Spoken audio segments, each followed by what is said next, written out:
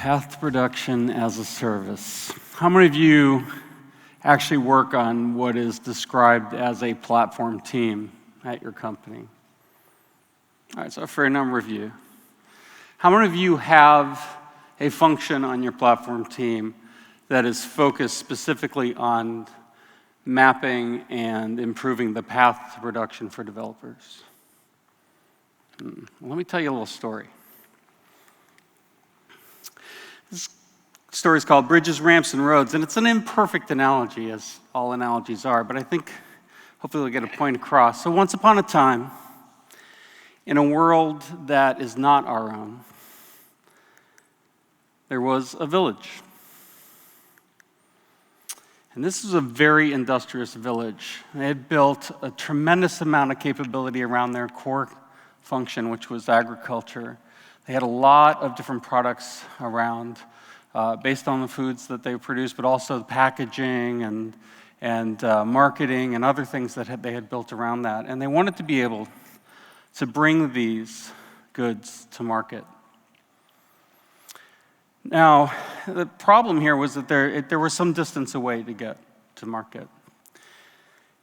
And there were obstacles in the way.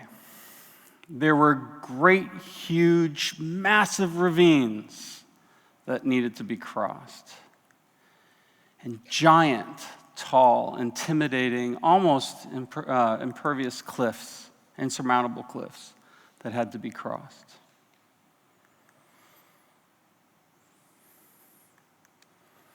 So most scary of all, though, most scary of all were the bureaucrats. Before they could get to market, they had to have all of their products inspected to make sure they met whatever the rules of the day were. And these were incredibly intimidating, meticulous, nitpicky people like these guys.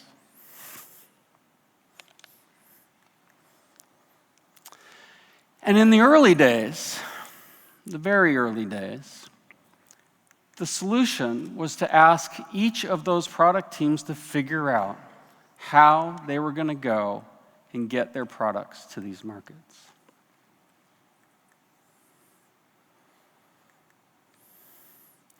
So as they worked through this challenge, each group kind of addressed the obstacles with their best ideas. So they came to the ravine, and some groups decided, well, the best thing to do here is we're going to build sturdy wagons with powerful workhorses and drivetrains and lots of suspension, and we're going to find the narrowest, flattest part of the ravine we can find, and we'll just kind of force our way through. Some groups decided even more power was necessary, and this is a picture of one particular engineer with her team of yaks, which were incredibly good at getting through rough brush, but whenever the weather changed, they needed a lot of shaving.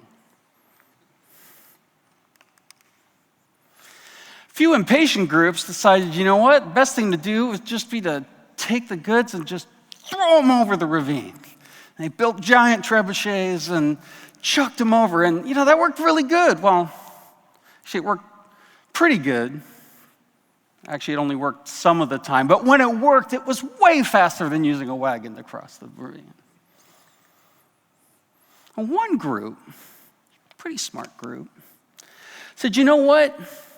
What happened if we just used some ropes and some planks and we just built a path that crossed the ravine at the level of the road and built a bridge? I laugh at this point at the fact that Chip put a giant slide up about building bridges. I'm like, well, these aren't going to be the same bridges, but you'll see. And this, though, when they built this, it took a while to build, it took a while to get right, but when they built it, it was there, and when they went to market, they didn't have to modify it all the time. It was a really good solution. So the teams each crossed the ravines in their own way, and they made their way to the cliffs that blocked their paths. And again, ingenuity abounded. The impatient teams, again, decided, there had to be a quick and easy way to do this. So they said, our products are small, let's just fling them up there the best we can. And again, this worked okay with relatively light goods on a windless day, but otherwise tended to have problems. A lot of other groups are a little bit smarter about it. They used rope and pulley systems, and they would build these things, and some groups were quite good at figuring out how to do it, and each one was a little bit different, though, depending on the cargo, depending on the, on the time of year. The systems would switch a little bit. So what you ended up with is a situation where there were a few senior engineers for each production team that were critical to the operation of getting over the cliff. They had to be there. And as of such, they were revered and feared within their community, and you can see one of them on the left over there.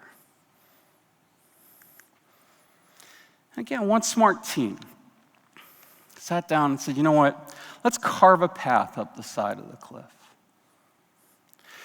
Let's put in some switchbacks and everything, but let's make sure some bare minimum safety stuff, make sure people don't go over the edge. And it worked. I mean, it took a lot of kind of effort to still kind of pull up over the hill, but it was consistent, and it didn't need to be changed every time they arrived, or they didn't need to readjust for the wind or anything. It just worked. So each of the teams did their thing to get over the cliffs, and then they got to the bureaucrats. And you can see what a bottleneck they were. Long lines of product waiting to get inspected every time they got close to market. And one team said, you know, it's got to be a way that we could just be really consistent. We use the same packaging, we use the same packing, we use manifest to make sure it's clear what's included, and we provide ways of verifying the manifest, but you know, just simply be able to weigh and visually inspect the stuff very quickly and make sure there are no violations. And so they did a lot of work, and with the data-driven argument to show that it was really hard for them to bring bad product to market with their packaging and their approach, they went back to the bureaucrats and they negotiated kind of a special status. They offered that it was going to be easier for the bureaucrats to maintain their rules, but at the same time, shorten the time that they had to stop and avoid the lines altogether. They were able to say, hey, we'll just go to the scales, we'll get weighed real quick, we'll get visually inspected super fast and go on our way. So that worked for them quite well. Now the village production leaders for all the product teams, they weren't dumb, so they kind of look around and they compare notes and they'd see some solutions were better than others. So, bridges started to be built more and more often and used by more teams. Ramps started to replace some of the other solutions that were available for getting over the cliffs. And some teams even began to say, hey, we can do similar things to what that other team did to be able to bypass the core of what the bureaucracy was. And one village elder, well, actually he's a village hipster, he had a brilliant idea. So what if the village cooperated on building bridges and ramps, bringing together the best practices and materials used by the various teams over the years? So they formed a group. They called it the platform team. Get it?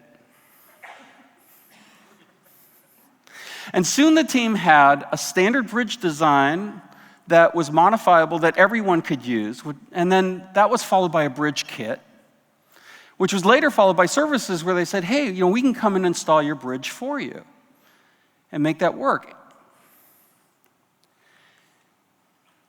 They also did the same, by the way, for ramps. They figured out a standard ramp, and they were able to install the ramps and make all that work.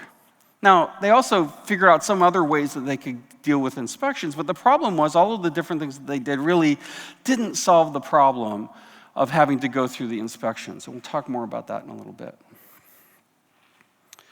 So I'm going to stop here and say,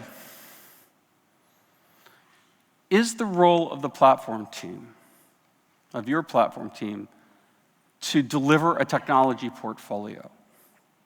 Is that the way you see it? Is Cloud Foundry the reason that your platform team exists? Is your technology portfolio the reason that your platform exists? The problem that I see with this mentality is fairly straightforward. If you go back to our story and look closely, you can see that each team is still dealing with how they get their own product to market. There's still a lot of different elements of building a path that they have to deal with.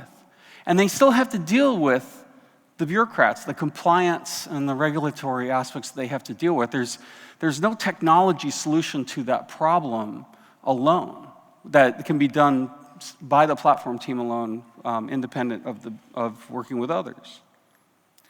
So there were the platform team in our story, they had an epiphany. They built a redundant bridge system.